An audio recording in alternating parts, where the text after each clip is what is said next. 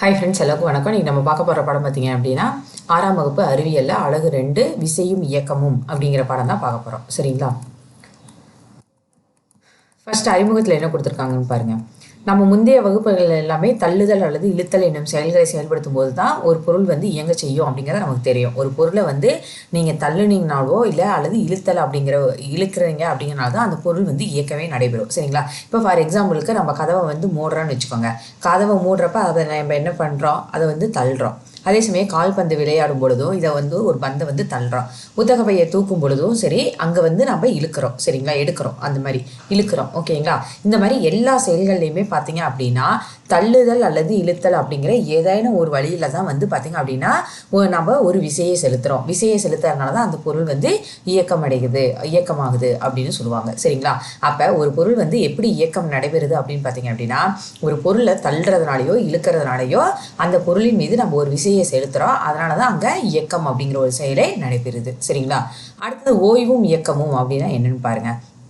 இப்போ வந்து ஓய்வு நிலை அப்படின்னா என்னென்னு நம்ம பார்க்க போகிறோம். இயக்கம்னா என்னென்னு பார்க்க போகிறோம். இப்போ படத்தில் காட்டுற மாதிரி ஒரு மேசை மீது வந்து ஒரு புத்தகத்தை வச்சுருக்கீங்க. இப்போ இந்த புத்தகம் வந்து எப்படி இருக்குது அப்படின்னு பார்த்தீங்க அப்படின்னா ஓய்வு நிலையில் தான் இருக்குது. ஓகேங்களா?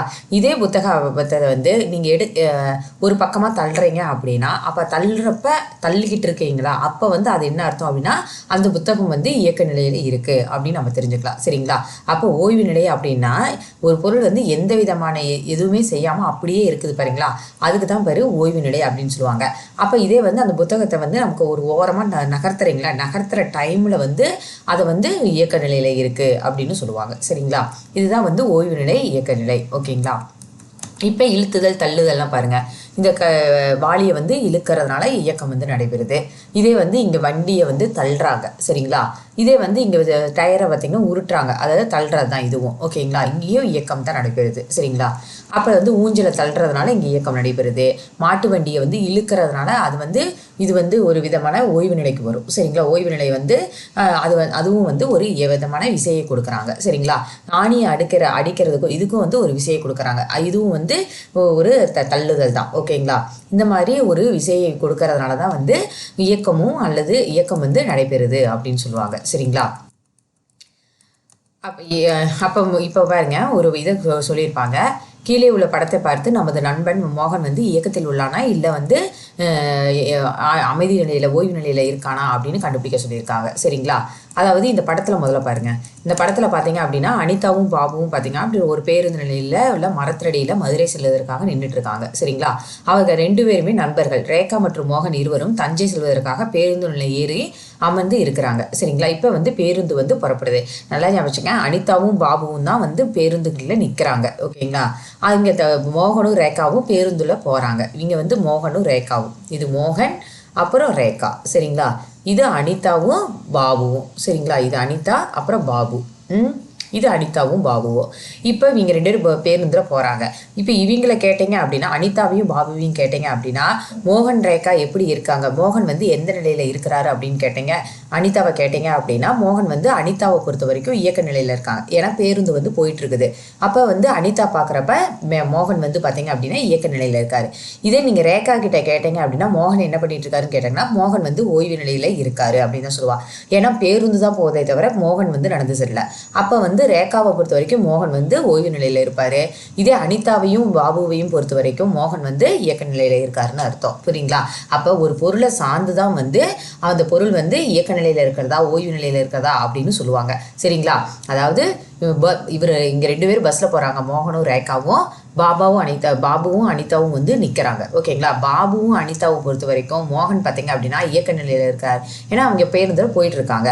ஆனால் ரேகாட்ட கேட்டீங்க அப்படின்னா ரேகாவுக்கு பக்கத்தில் மோகன் உட்காந்துட்டு இருக்கனால ரேகாவை பொறுத்த வரைக்கும் மோகன் வந்து ஓய்வு நிலையில் இருக்கிறாங்க அப்படின்னு எடுத்துவாங்க. அப்போ ஒரு பொருள் இதை வந்து என்ன சொல்லுவாங்க அப்படின்னா அந்த பொருளுடைய நிலைமையை பொறுத்து தான் வந்து அந்த பொருள் வந்து இயக்க நிலையில் இருக்கிறதா அது ஓய்வு நிலையில் இருக்குதா அப்படின்னு சொல்லுவாங்க. சரிங்களா? இதைத்தான் இங்கே சொல்லியிருப்பாங்க. இயங்கும் படகில் உள்ள ஒரு மனிதன் வந்து ஆற்றின் கரையை பொறுத்து இயக்க நிலையில் இருக்கான். அதே படகினை பொறுத்து ஓய்வு நிலை. இப்போ ஒரு படகுல வந்து இருக்காருன்னு வச்சுக்கோங்க, ஒரு மனிதன் இருக்காருன்னு வச்சுக்கோங்களேன். இப்போ ஆற்றுல போயிட்டுருக்காரு, ஓகேங்களா. ஆற்றை பொறுத்த வரைக்கும் அவர் என்ன சொல்கிறது, ஆற்றை பொறுத்து பார்த்தீங்க அப்படின்னா அந்த மனிதன் வந்து இயக்க நிலையில் இருக்கார். இதே படகை வச்சு பார்த்தீங்க அப்படின்னா அவர் ஓய்வு நிலையில் இருக்கார். ஏன்னா படகுல அவர் எந்த விதமான அசைவும் பண்ணல.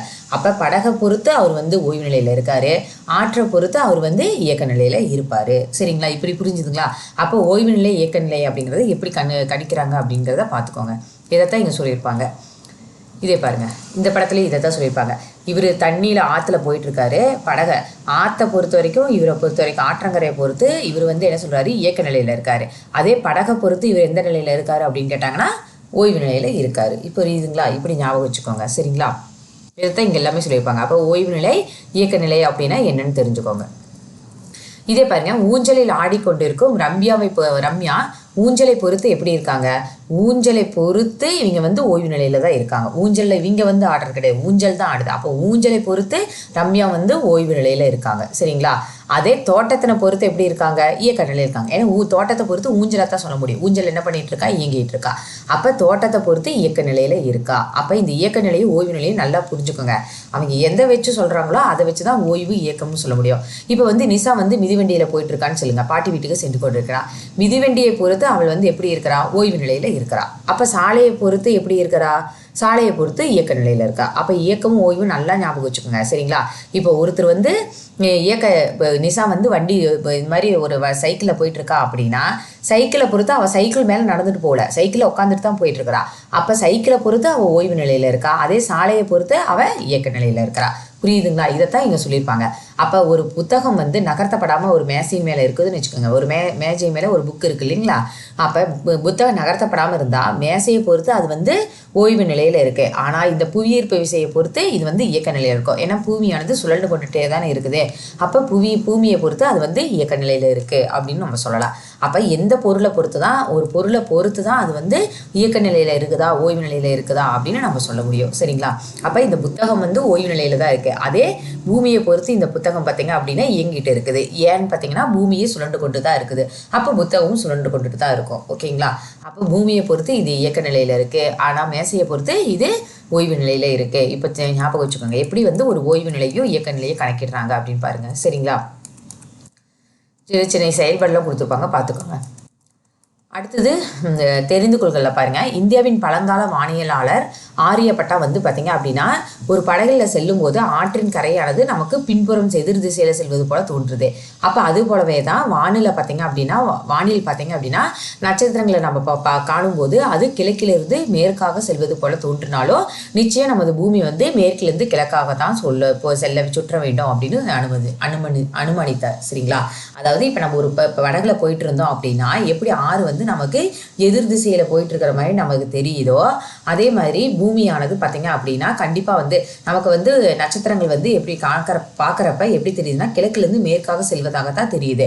ஆனால் கண்டிப்பாக வந்து பூமியை வந்து மேற்கிலிருந்து கிழக்காக தான் சுற்ற வேண்டும் அப்படிங்கிறத இவர் அனுமானித்தார் அப்படின்னு சொல்கிறாங்க. சரிங்களா.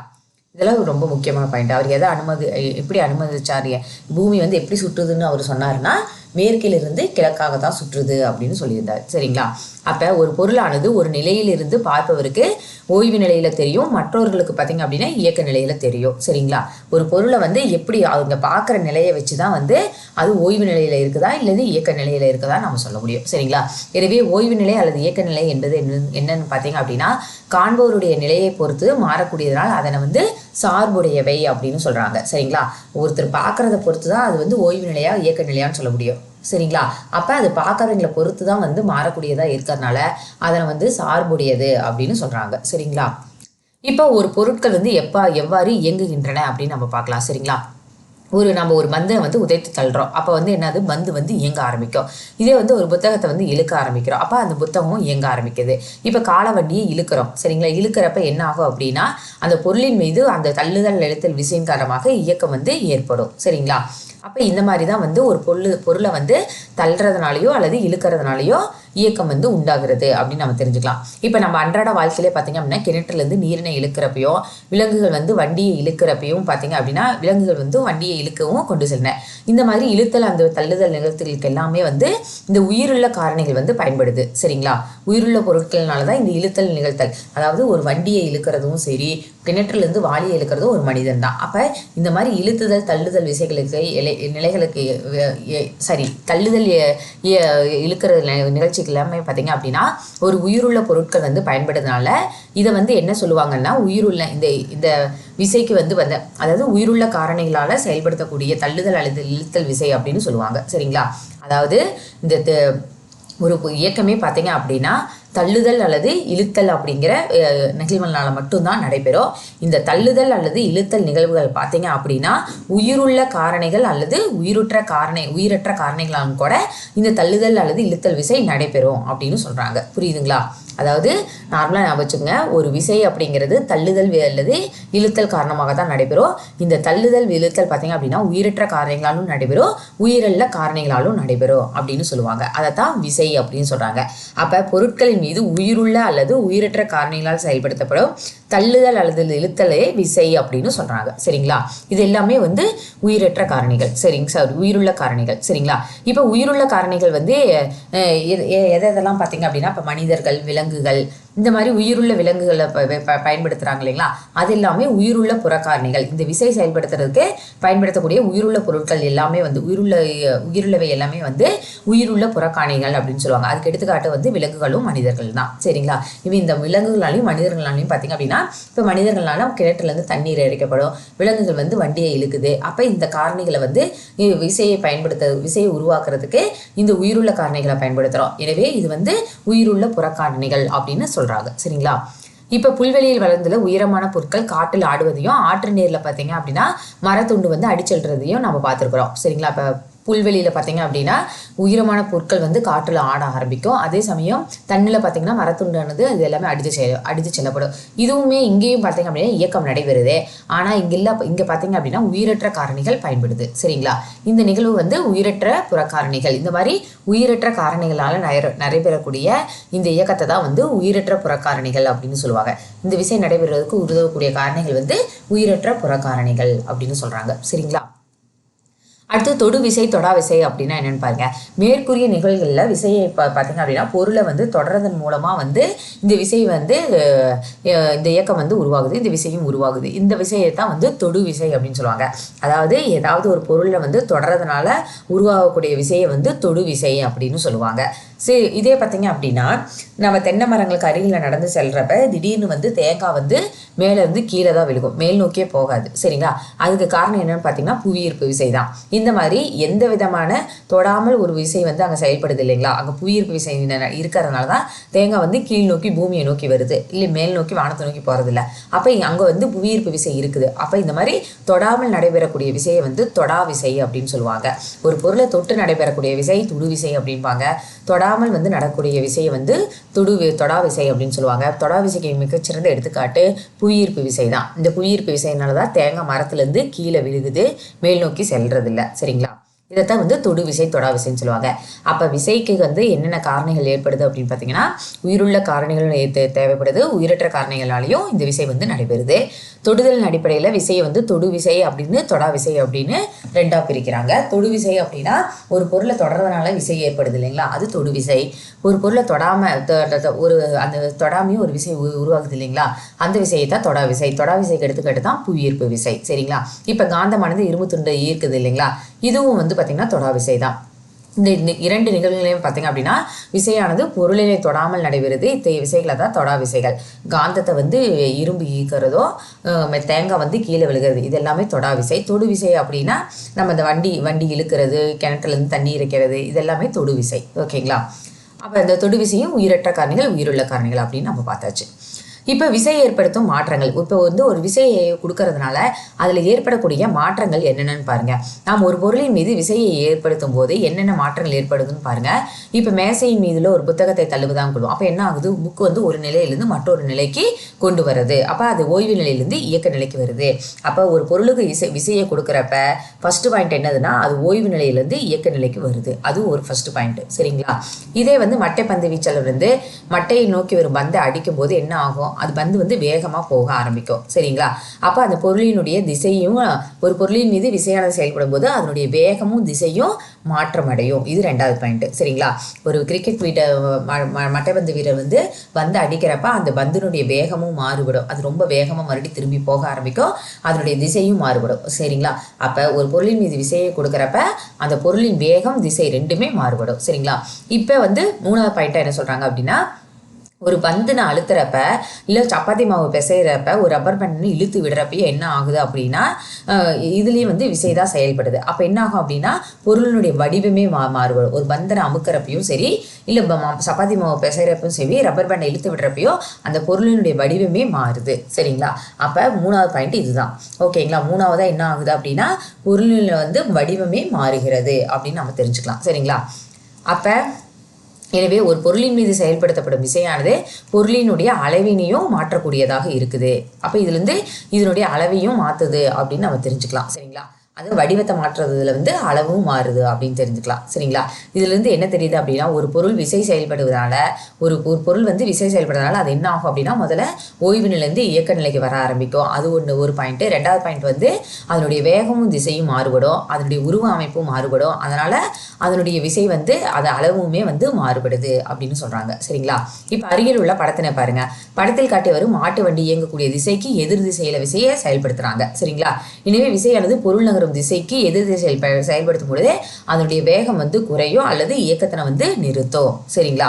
அப்போ பொருளினுடைய திசைக்கு எதிர் திசையில் விசை செயல்படுறப்ப அதனுடைய வேகம் வந்து குறையும் அல்லது நிறுத்தும் அப்படின்னு சொல்கிறாங்க. இது வந்து 5வது பாயிண்ட்டு. சரி, 4வது பாயிண்ட்டு. சரிங்களா?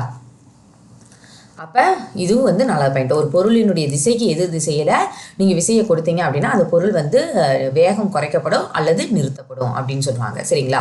அப்போ ஒரு பொருளினுடைய இயக்க நிலையையோ அல்லது ஓய்வு நிலையோ மாற்ற வல்லது அல்லது வேகத்தினை அதிகரிக்க அல்லது குறைக்க வல்லது, இயக்கத்தினை நிறுத்தவும் திசையை மாற்றவும் ஒரு பொருளின் வடிவத்தை அதிகரிக்கவோ குறைக்கவோ செய்ய இயலும் தான் காரணியத்தான் விசை அப்படின்னு சொல்லுவாங்க. சரிங்களா? இதெல்லாம் ஞாபகம் வச்சுங்க. இதுதான் பாயிண்ட்டு. அப்போ ஒரு பொருளினுடைய இயக்க அல்லது ஓய்வு நிலையை மாற்றக்கூடியது, ஒரு பொருளின் வேகத்தையும் திசையும் மாற்றக்கூடியது, ஒரு பொருளின் வடிவத்தையும் அளவையும் மாற்றக்கூடியது, ஒரு பொருளினுடைய வேகத்தினை வந்து குறைக்கக்கூடியது அல்லது நிறுத்தக்கூடியது. இது எல்லாமே வந்து செய்யக்கூடிய காரணியத்தான் வந்து விசை அப்படின்னு சொல்லுவாங்க. சரிங்களா? மொத்தம் 4 பாயிண்ட் ஞாபகம் வச்சுங்க, ரொம்ப முக்கியம். அதைத்தான் இங்கே ஷார்ட்டாக பண்ணி கொடுத்துருக்காங்க. சரிங்களா? அப்போ விசையானது பொருள் வந்து ஓய்வு நிலையிலேருந்து இயக்க நிலைக்கு கொண்டு வருகிறது அப்படின்னா ஓய்வு நிலையிலேருந்து இங்கே வந்து விசையானது வேகத்தை வந்து இங்கே மாற்ற ஆரம்பிக்கும். சரிங்களா? இங்கே வந்து விசை வந்து வேகத்தை வந்து மாற்ற ஆரம்பிக்கும். ஒரு பொருள் வந்து ஓய்வு நிலையிலிருந்து இயக்க நிலைக்கு வருது. அப்போ வந்து அங்கே என்ன கொடுக்குதுன்னா விசை வந்து ஒரு பொருளின் வேகத்தினை அதிகரிக்க அல்லது குறைக்க செய்யக்கூட தான் இங்கே விசை வந்து செயல்படுது. சரிங்களா? இங்கே விசை செயல்படுறதுனால தான் ஒரு பொருள் வந்து ஓய்வு நிலையிலேருந்து இயக்க நிலை வந்து அப்போ இங்கே வந்து வேகம் வந்து அதிகரிக்கும் அப்படின்னு சொல்கிறாங்க. அப்போ ஒரு பொருளினுடைய வடிவத்தில் வந்து மாற்றத்தை ஏற்படுத்தும் அப்படின்னா அங்கே விசையினுடைய அந்த பொருளினுடைய அளவும் வந்து மாறுபடும். சரிங்களா? ஒரு பொருளினுடைய அளவும் வந்து இங்கே மாறுபடும். சரிங்களா? இதனுடைய அளவும் மாறுபடும் அப்படின்னு தெரிஞ்சுக்கலாம். சரிங்களா? அப்போ பொருளின் மீது செயல்படும் விசையின் வந்து என்ன சொல்லுவாங்க, ஒரு பொருளை ஓய்வு நிலையிலிருந்து இயக்க நிலைக்கோ அல்லது இயக்க நிலையிலிருந்து ஓய்வு நிலைக்கோ மாற்றும், பொருளின் வேகத்தினையோ அல்லது திசையோ அல்லது இரண்டையுமே மாற்றும் அப்படின்னு தெரிஞ்சுக்கலாம். அப்போ பொருளின் வடிவத்தில் மாற்றத்தை ஏற்படுத்தும், பொருளினுடைய வடிவத்திலையும் இது வந்து மாற்றத்தை ஏற்படுத்தும் அப்படின்னு தெரிஞ்சுக்கலாம். அப்போ விசையை வந்து இதுலேருந்து என்ன தெரிஞ்சுக்கலாம், தொடு விசை, தொடா விசை. இந்த தொடு விசைக்கு எடுத்துக்காட்டு கால்பந்தை உதைக்கிறது, தொடா விசைக்கு எடுத்துக்காட்டு காந்தம் வந்து இருமத்தை கவர்றதுக்கு தொடா விசை. இப்படி தான் விசையை வந்து வகைப்படுத்துகிறாங்க. ஞாபகம் வச்சுங்க. அடுத்து இயக்கத்தினுடைய வகைகளை பார்க்க போகிறோம். சரிங்களா? இயக்கத்தில் வகைகளுக்கு பார்க்கறதுக்கு முன்னாடி இங்கே ஒரு 4 படம் கொடுத்துருக்காங்க பாருங்க. இப்போ பென்சிலால் ஒரு சாஃப்ட்னரில் வந்து பார்த்தீங்க அப்படின்னா பென்சிலை சீவரிங்க. ஓகேங்களா? அப்புறம் ஒரு காம்பஸை கொண்டு ஒரு வட்டம் வரைகிறீங்க. ஸ்கேலை கொண்டு, அதாவது அளவுகளை கொண்டு ஒரு கோடு வரைகிறீங்க. ஒரு பென்சிலை 2 விரல்களுக்கு இடையில வைக்கிறீங்க. ஓகேங்களா? இது ஒவ்வொன்றும் ஒவ்வொரு மாதிரியான நிகழ்வு. ஓகேங்களா? இதில் என்னென்ன நிகழ்வு நடைபெறுன்னு பாருங்க. முதல் செயலை வந்து பென்சில்னு வந்து அதனுடைய அச்சை பொறுத்து சுழல்கிறது. ஏன்னா சாஃப்ட்வேர்ல சீவரப்ப அது வந்து அதனுடைய அச்சை பொறுத்து செயல்படுது அப்படின்னு சொல்லலாம். 2வது படத்தில் இதில் பார்த்தீங்க அப்படின்னா பென்சில் வந்து காம்பஸை கொண்டு வரையறீங்க. சரிங்களா? அப்போ அது வந்து வட்டப்பாதையில் இயங்குது அப்படின்னு தெரிஞ்சுக்கலாம். இதே 3வது செயலை பார்த்தீங்க அப்படின்னா ஒரு அளவுகோலை வச்சு வரைங்க. அப்போ அது நேர்கோட்டில் செயல்படுது அப்படின்னு சொல்லலாம். இதே 4வது இதில் பார்த்தீங்க அப்படின்னா பென்சிலை வந்து விரலுக்கு இடையில வைக்கிறதுனால இது வந்து அலைவு இயக்கத்தை மேற்கொண்டும். ஏன்னா விரலுக்கு இடையில வச்சிங்கன்னா அது வந்து என்ன ஆகும் அப்படின்னு பார்த்தீங்க அப்படின்னா அலைவு ஆடிக்கிட்டே இருக்கும் இல்லைங்களா? அப்போ அது வந்து ஒரு அலைவு இயக்கம். அப்போ முதல் இதுவும் 2வது இது வந்து அலைவு இயக்கத்தில் இருக்குது, இது நேர்கோட்டு இயக்கத்தில் இருக்குது.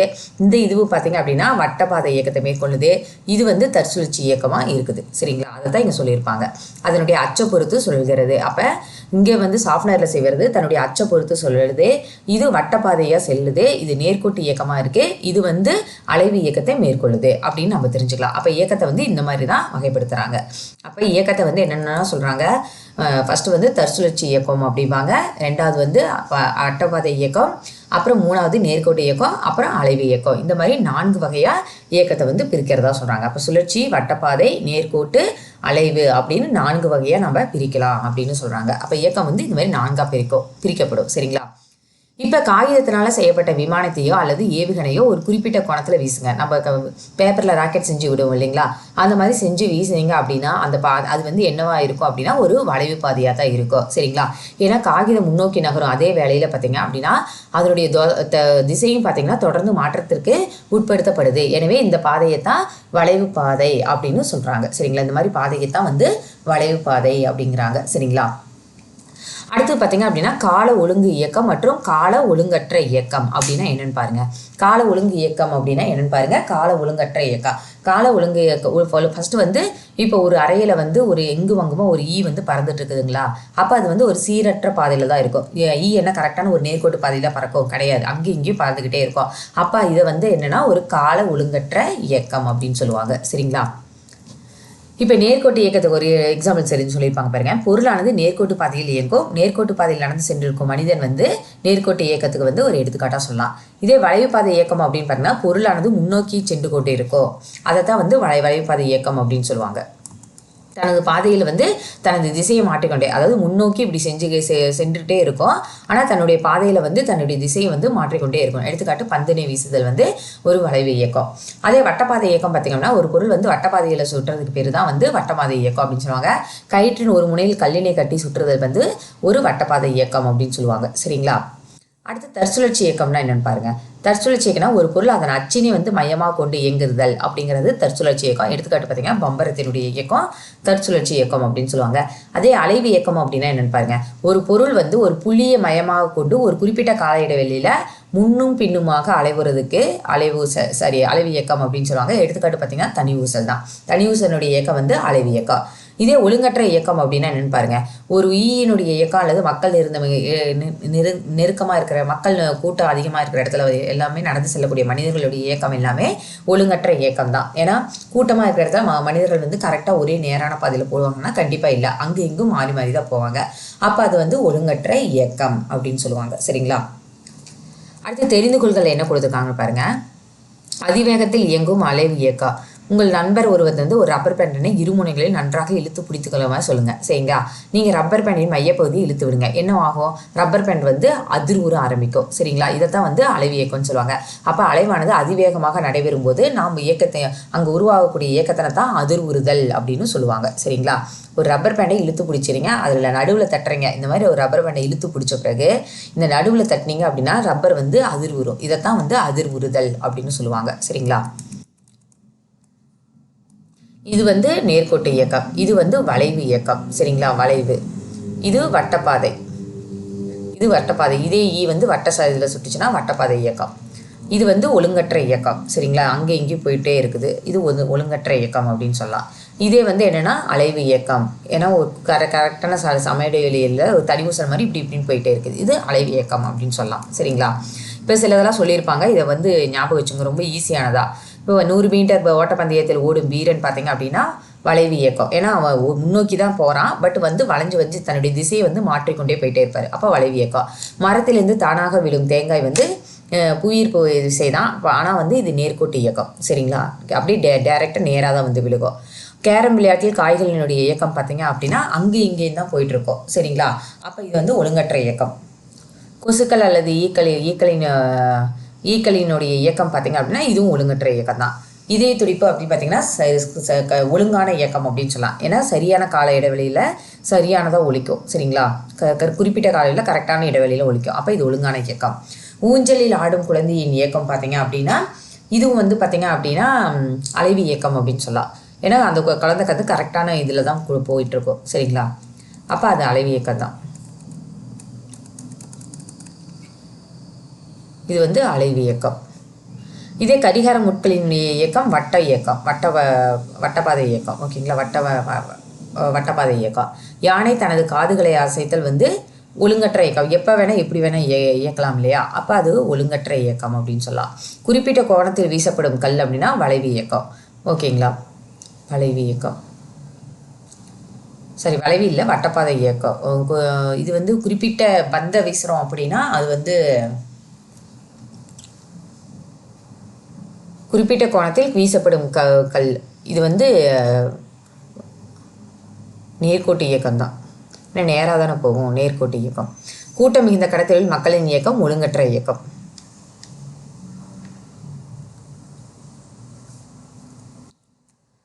இதே வட்ட வடிவ தடகள பாதையில் ஓட்டப்பந்தய வீரவன. வட்ட வடிவனா இது வந்து வட்டப்பாதை இயக்கம் தான்.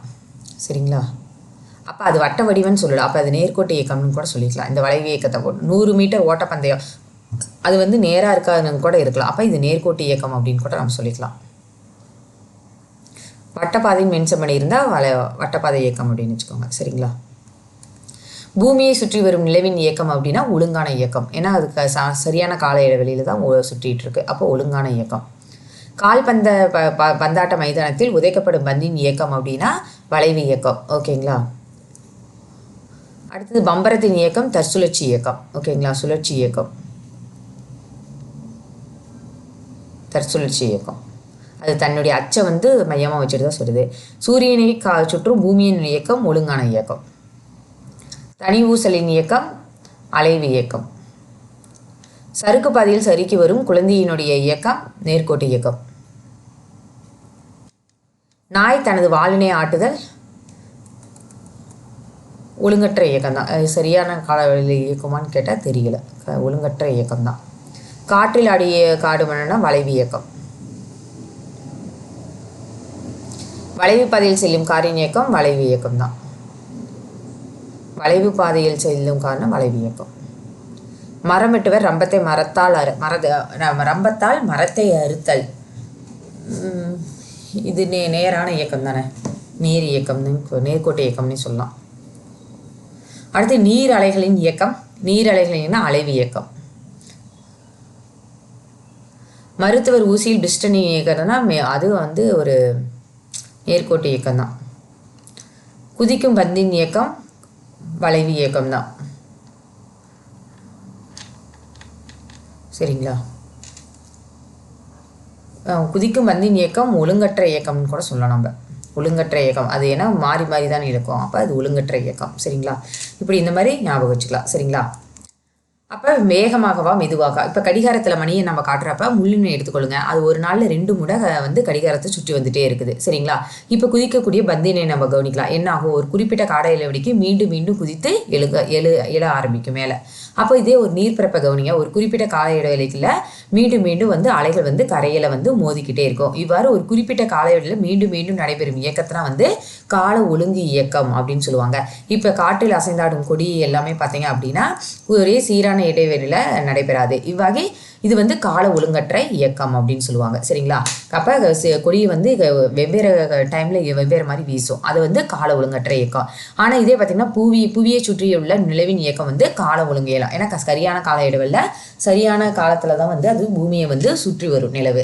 அப்போ அது கால ஒழுங்கு இயக்கம் அப்படின்னு சொல்லலாம். சரிங்களா, ஆனால் அலைவு இயக்கம் கிடையாது அப்படின்னு சொல்லுவாங்க. ஊஞ்சலில் ஆடிக்கொண்டிருக்கும் ஒரு குழந்தை இயக்கம் பார்த்தீங்கன்னா கால ஒழுங்கு மற்றும் அலைவு இயக்கம் அப்படின்னு சொல்லுவாங்க. சரிங்களா? ஊஞ்சல் ஆடிட்டு இருக்க ஒரு குழந்தையினுடைய இயக்கம் பார்த்தீங்க அப்படின்னா கால ஒழுங்கு மற்றும் அலைவு இயக்கம் அப்படின்னு சொல்லுவாங்க. அது அலைவு இயக்கமாக இருக்குது, கரெக்டான நேரத்தில் இதுவாகவும் இருக்குது. அப்போ அது கால ஒழுங்கு இயக்கம் அப்படின்னு சொல்லலாம். சரிங்களா? அப்போ அலைவு இயக்கம் அனைத்துமே பார்த்தீங்க அப்படின்னா கால ஒழுங்கு இயக்கமாக அமையும் அப்படின்னு சொல்லுவாங்க. ஆனால் கால ஒழுங்கு இயக்கம் எல்லாமே அலைவு இயக்கமாக இருக்குன்னா கண்டிப்பாக கிடையாது. சரிங்களா? இது ஒரு 1 மார்க்கு ஞாபகம் வச்சுங்க. இங்கே ஆக்சுவலி தப்பாக சொல்லிட்டோன்னு நினைக்கிறேன். அப்போ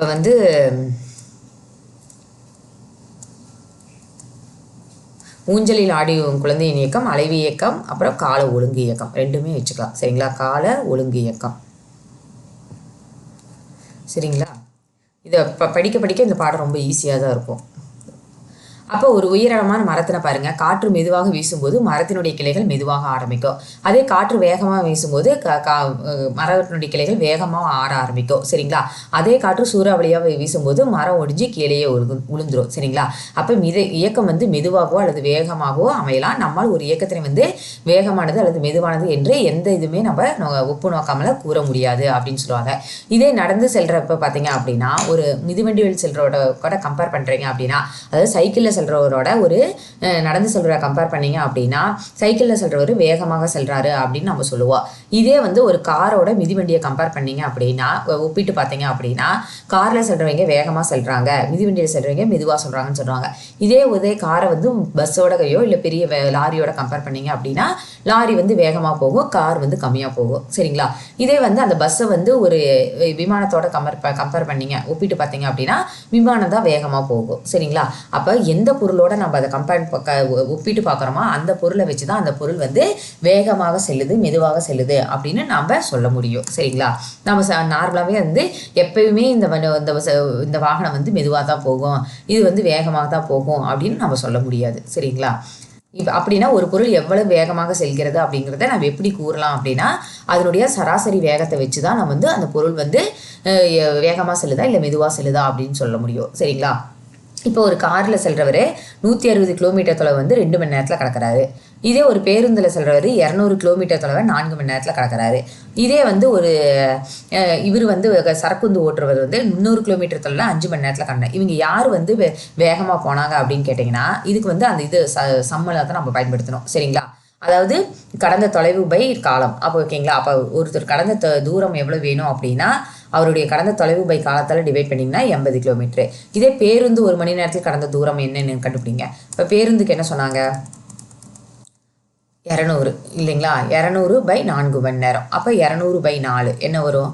அப்போ 5 0, 50 கிலோமீட்ரு. ஓகேங்களா? அப்போ பேருந்தில் 1 மணி நேரத்தில் எவ்வளோ மணி நேரம் கடந்து செஞ்சாங்க? 50 கிலோமீட்ரு. அதே ட்ரக்கு பார்த்தீங்க அப்படின்னா, ட்ரக்கு எவ்வளவு? 300 பை 5. ஓகேங்களா? 5 மணி நேரத்தில் கடந்தாங்க. அப்போ 60. ஓகேங்களா? அப்போ ட்ரக்கு 60 கிலோமீட்ரு. சரிங்களா? அப்போ இப்போ யார் வேகமாக சென்ற வாகனம் எதுன்னு பார்த்தீங்க அப்படின்னா, மகிழுந்து தான். மகிழுந்து தான் வேகமாக சென்றுச்சு. சரிங்களா? அப்போ இந்த மாதிரி ஒரு வாகனமோ இல்லை ஒருத்தர் நடந்ததையோ நீங்கள் கணக்கிடணும் அப்படின்னா, அவர்களுடைய சராசரி வேகத்தை கண்டுபிடிச்சிங்கன்னா அப்படின்னா தான் அந்த வாகனம் வேகமாக சென்றுச்சா இல்லை மெதுவாக சென்றுச்சா அப்படின்னு நம்ம கண்டுபிடிக்க முடியும். இதே மெதுவாக சென்ற வேகனம்னு பார்த்தீங்க அப்படின்னா, பேருந்து தான் மெதுவாக சென்ற வாகனம். சரிங்களா? இப்படி தான் சராசரி வேகம் கண்டுபிடிக்கிறதுனால ஒருத்தருடைய அந்த வாகனத்தினுடைய வேகத்தை நம்ம கண்டுபிடிக்கலாம். சரிங்களா? எது வேகமாக போச்சு, எது மெதுவாக சென்றுச்சு அப்படின்னு நம்ம தெரிஞ்சுக்கலாம். சரிங்களா?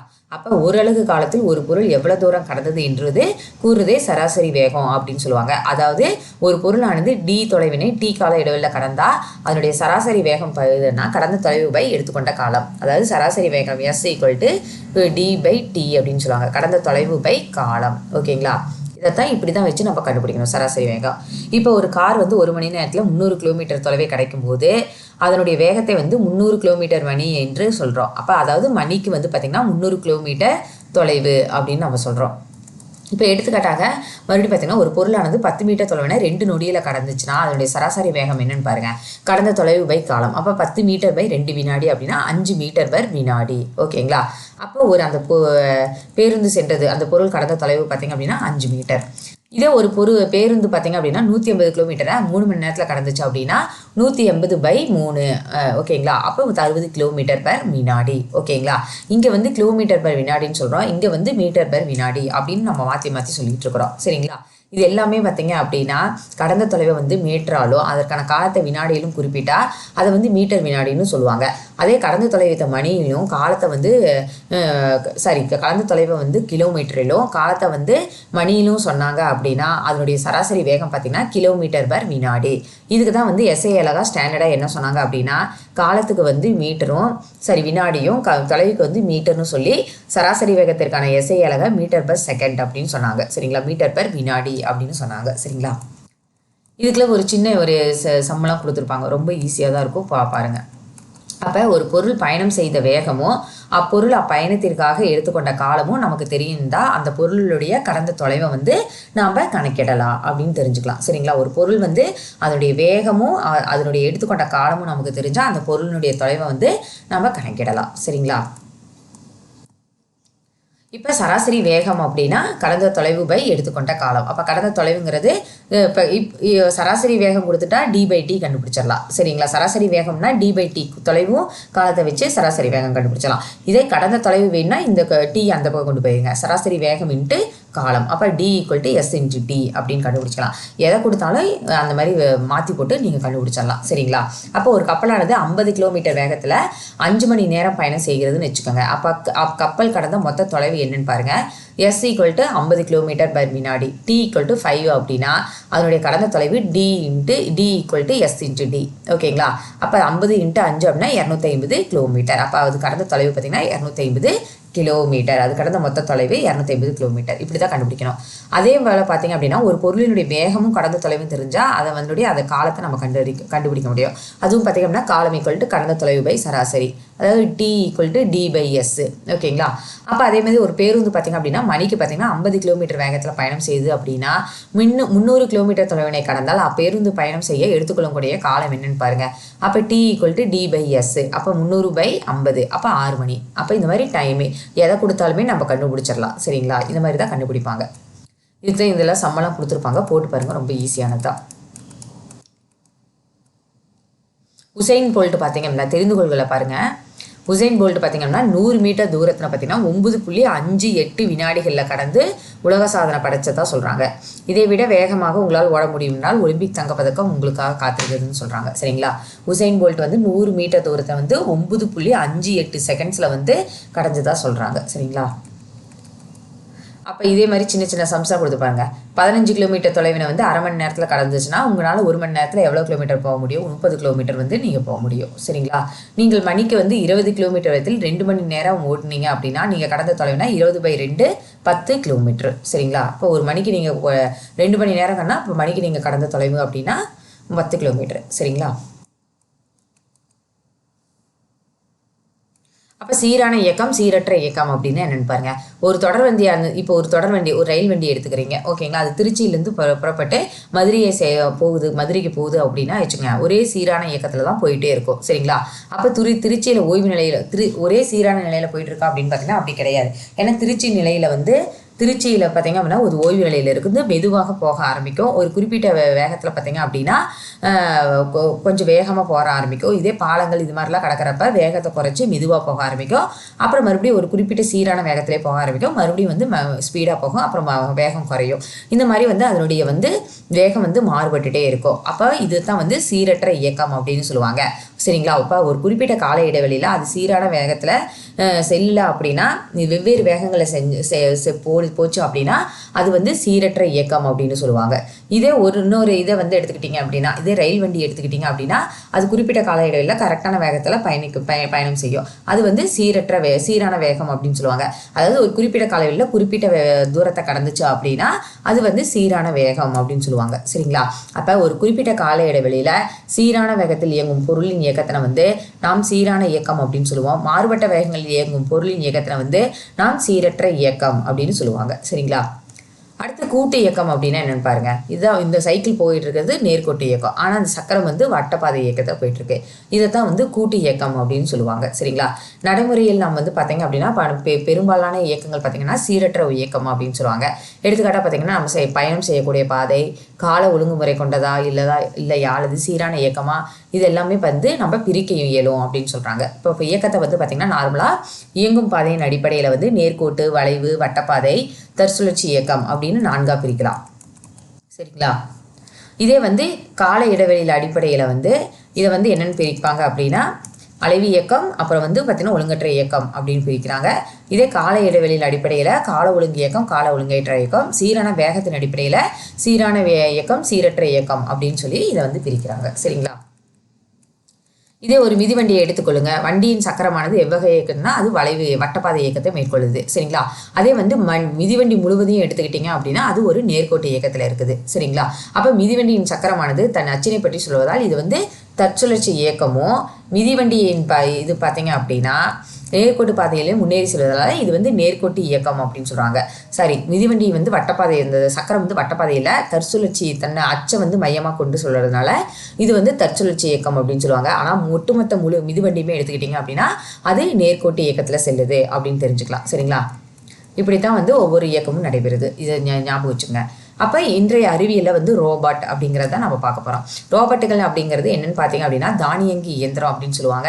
சில ரோபோட்டுகள் பார்த்தீங்க அப்படின்னா இயந்திர வேலைகளையும் பணிகளையும் மனிதனை விட சிறப்பாகவும் துல்லியமாகவும் செய்யக்கூடியதாக இருக்குது. சரிங்களா? இந்த காலகட்டங்களில் இப்போ ரோபோட்டுகள் பார்த்தீங்க அப்படின்னா ஆபத்தான பொருட்களை கையாளுறதுக்கும் மிக தொலைவில் உள்ள கோள்களின் இயல்புகளை வந்து கண்டறிவதற்கும் இந்த ரோபோட்டுகள் வந்து பயன்படுதான்னு சொல்கிறாங்க. இது ஓகேங்களா? இது வந்து இந்த சொல் வந்து எங்கேருந்து கண்டறியப்பட்டதுன்னு பார்த்தீங்க அப்படின்னா செக்கஸ்லோவியா என்ற வார்த்தையிலேருந்து ரோபோட் என்ற வார்த்தையானது உருவாக்கப்பட்டதா சொல்றாங்க. சரிங்களா? இந்த ரோபோட்டா அப்படிங்கிற இங்க செக்கோஸ்லோவியா வார்த்தையிலிருந்து தான் இது உருவாக்கப்பட்டதுன்னு சொல்றாங்க. மனிதனை போட்டு உருவமுடைய இருகால்களுடைய ரோபோட் பாருங்க, இதுதான். இதன் பொருள் பார்த்தீங்க அப்படின்னா உத்தரவுக்கு படிந்த ஊழியர் அப்படிங்கிறது தான் இந்த ரோபோட் அப்படிங்கிற பொருள். சரிங்களா? ரோபோட்டுங்கிறதுக்கு பொருள் பார்த்தீங்கன்னா உத்தரவுக்கு வந்து படிந்த ஊழியர் அப்படிங்கிறது இதனுடைய பொருள். ரோபாட்டிக்ஸ் என்பதுன்னு பார்த்தீங்கன்னா என்னன்னு பார்த்தீங்க அப்படின்னா ரோபோட்டுகளை பற்றி அறியக்கூடிய அறிவியல் பிரிவுக்கு தான் ரோபாட்டிக்ஸ் அப்படின்னு சொல்றாங்க. சரிங்களா? இந்த ரோபோட்டுகளால் என்ன செய்யக்கூடிய இயலும் அப்படின்னு மட்டும் பாருங்க. ரோபோட்டுகளால் தங்களுடைய சுற்றுப்புறத்தை வந்து உணரவும் சூழலுக்கேற்ப எதிர்வினை புரியவும் இயலும் அப்படின்னு சொன்னாங்க. அதாவது இந்த ரோபோட்டுகளால் தங்களுடைய சுற்றுப்புறத்தை உணரவும் முடியும், சூழலுக்கு ஏற்ப எதிர்வினை புரியவும் முடியும் அப்படின்னு சொல்றாங்க. அவற்றால் மிக நுட்பமான பணிகளை கூட செய்ய இயலும் அப்படின்னு சொல்றாங்க. மிக அதிக விசையை பயன்படுத்தி ஆற்ற வேண்டிய பணிகளையும் இது வந்து செய்ய இயலும். சரிங்களா? இப்போ எடுத்துக்காட்டாக பார்த்தீங்கன்னா ஒரு மருத்துவருடைய வழிகாட்டுதலின்படி அந்த ரோபோட்னால கண்ணறுவை சிகிச்சை கூட செய்ய முடியும் அப்படிங்கிறாங்க. சரிங்களா? இதே ஒரு மகிழுந்தினையும் அதனால அது வந்து வடிவமைக்க முடியும் அப்படிங்கிறாங்க. செயற்கை நுண்ணறிவை பயன்படுத்தி ரோபோட்டுகள் தாங்கள் அடுத்து என்ன செய்ய வேண்டும் அப்படிங்கிறத சிந்திக்கும் முடிவினையும் அந்த முடிவையும் அதை எடுத்துக்கக்கூடிய தன்மையும் பெற்றிருக்கிறது அப்படின்னு சொல்றாங்க. சரிங்களா? ராணுவ பயன்பாட்டிற்காக நார்கால் ரோபோ அப்படிங்கிறத ஒன்று பயன்படுது. அது இப்படி தான் இருக்குது. சரிங்களா? இப்படி தான் இருக்கும். அடுத்து ரோபோட்டுகளுடைய உணர்வு திறன் எப்படி இருக்கும் பாருங்க. மின்னணு உணர்விகள் ரோபோட்டுகளினுடைய கண்களாகவும் காதுகளாகவும் உள்ளது. இரட்டை கேமரா பார்த்தீங்க அப்படின்னா அதற்கு இந்த உலகம் பற்றிய முப்பரிமாண பிம்பத்தினை வந்து அளிக்குது அப்படின்னு சொல்றாங்க. மைக்ரோஃபோன்கள் பார்த்தீங்க அப்படின்னா ஒளியை வந்து உணர உதவுகின்றன அப்படின்னு சொல்றாங்க. அழுத்த உணர்விகள் அவற்றுக்கு தொடுதலுக்கான நுட்பத்தினை அளித்து முட்டையை தூக்குறப்பையும் ஒரு மூட்டையை தூக்குறதுக்கு எவ்வளவு அழுத்தம் கொடுக்க வேண்டும் அப்படிங்கிறது எல்லாத்தையும் வந்து இந்த மைக்ரோஃபோன்கள் மூலமா அது உணர ஆரம்பிக்கும். சரிங்களா? முட்டையை தூக்குறா எந்த மாதிரி அழுத்தம் கொடுக்கணும், அதே ஒரு மூட்டையை தூக்குறதுக்கு எந்த மாதிரி நம்ம தூக்கணும் அப்படிங்கிறது மூலமா அதுங்களுக்கு வந்து அந்த உணர்வை வந்து புரிஞ்சு கொள்ள முடியும். சரிங்களா? அதனுடன் இணைக்கப்பட்ட கணிப்பொறி ரேடியோ அலைகள் மற்றும் பரிமாற்றம் மூலம் செய்திகளை அனுப்பவும் பெறவும் இதன் மூலம் முடியும் அப்படிங்கிறாங்க. சரிங்களா? ரோபோட்னால சிந்திக்க முடியுமா அப்படின்னு பார்த்தீங்கன்னா கண்டிப்பாக ரோபோட்டுங்களால வந்து சிந்திக்க முடியும் அப்படின்னு சொல்கிறாங்க. இந்த தொழிற்சாலைகளில் பயன்படக்கூடிய ரோபோட் வந்து இப்படி தான் இருக்கும். சரிங்களா? அவைகள் மிகுந்த வந்து சிக்கலான விளையாட்டுகளை வந்து கூட விளையாடக்கூடியது அப்படின்னு சொல்கிறாங்க. செஸ் விளையாட்டில் மனிதனை விட இவை வந்து சிறப்பாக விளையாடுறதா சொல்கிறாங்க. ஆனால் ஒரு ரோபோட்டால் தான் சிந்தித்து கொண்டிருக்கும் அப்படிங்கிறத உணர முடியுமான்னு கேட்டால் அது வந்து மனிதர்கள் போல அக உணர்வு நிலை உள்ளவர்கள். ஆனால் அதனால் நாம் சிந்திக்கிறோம். ஆனால் அந்த அக உணர்வு பார்த்திங்க அப்படின்னா அந்த ரோபோக்கு வந்து இல்லை. அதனால் இது வந்து சிந்தித்து கொண்டு இருக்கிறோம் அப்படிங்கிறத அது வந்து உணராது அப்படின்னு சொல்கிறாங்க. சரிங்களா? ரோபோக்கள் எப்போவுமே அகர்வு உணர்வு நிலையில் இருக்குமா அப்படின்னு கேட்டால் அதை வந்து நம்மளால் கூற முடியாது அப்படின்னு சொல்கிறாங்க. சரிங்களா? ஆனால் அந்த அக உணர்வு நிலை வந்து ரோபோட்டுக்கு எப்படி இயங்குது அப்படிங்கிறது நமக்கு தெரியாது. அதனால் அதுக்கு வந்து அக உணர்வு நிலை இருக்குமா அப்படிங்கிறதையும் நம்மளால் சொல்ல முடியாது அப்படிங்கிறாங்க. சரிங்களா? அடுத்து பார்த்தீங்கன்னா செயற்கை நுண்ணறிவு. செயற்கை நுண்ணறிவு அப்படிங்கிறது என்னன்னு பார்த்தீங்க அப்படின்னா, மனித மூளை போன்று சிந்திக்கத்தக்க வகையில் கணினி செயல்பாடுகளை உருவாக்குறதுக்கு பேர் தான் வந்து செயற்கை நுண்ணறிவு அப்படின்னு சொல்கிறாங்க. இன்றைய நிலையில் பார்த்தீங்க அப்படின்னா, நாம் அதனை வந்து அடையவில்லை அப்படின்னாலும் சில கணினிகள் கூட்டத்திற்கு இடையில் முகங்களை அடையாளம் கண்டுகொள்ளும் வகையிலையோ இது வந்து அமைந்துள்ளது அப்படின்னு சொல்கிறாங்க. சரிங்களா? அடுத்து நானோ ரோபோட்டுகள் அல்லது நானோ போர்ட்ஸ் அப்படிங்கிறது என்ன பார்த்தீங்க அப்படின்னா, மிகச்சிறியவை. சரிங்களா? அளவுலேயே பார்த்தீங்கன்னா ரொம்ப ரொம்ப சின்னதாக இருக்கும். இது மிக நுண்ணிய இடங்களில் பார்த்தீங்க அப்படின்னா தங்களுடைய வேலையை செய்கிறதுக்காக இது வந்து பணிகளை செய்வதற்காக உருவாக்கப்பட்டது அப்படின்னு சொல்கிறாங்க. வருங்காலங்களில் நம்மளால் வந்து ரத்த ஓட்டத்தில் வந்து நானோ போட்டுகளை வந்து செலுத்துறதன் மூலமாக நடைமுறையில் சாத்தியமில்லாத நுண்ணிய கடினமான அறுவை சிகிச்சைகளை வந்து மேற்கொள்ள இது வந்து பயன்படும் அப்படிங்கிறாங்க. சரிங்களா? இந்த நானோ ரோபோட்டுகள்லாம் இதெல்லாம் நானோ ரோபோட்டுகள். ஒரு நானோ ரோபோட்டை ரத்த ஓட்டத்தில் செலுத்தி அதன் மூலம் வந்து இப்போ பார்த்தீங்கன்னா புற்றுநோயால் பாதிக்கப்பட்ட செல்களை அழிக்கவும் வந்து இதை வந்து தயார்படுத்திட்டு இருக்கிறாங்க. சரிங்களா? அந்த மாதிரி இருந்துச்சுன்னா எவ்வளோ நல்லா இருக்கணும் சிந்திச்சு பார்க்க சொல்லியிருக்காங்க. அடுத்தது சுருக்கமாக இந்த பாடத்தினுடைய சுருக்க பகுதியில் கொடுத்துருக்காங்க, அதெல்லாம் பார்த்துக்கோங்க. ஓகே ஃப்ரெண்ட்ஸ், இதோட இந்த பாடம் முடிஞ்சது. இந்த வீடியோ பிடிச்சிருந்தா லைக் பண்ணுங்கள், ஷேர் பண்ணுங்கள், மறக்காம சப்ஸ்கிரைப் பண்ணுங்கள். தேங்க்யூ.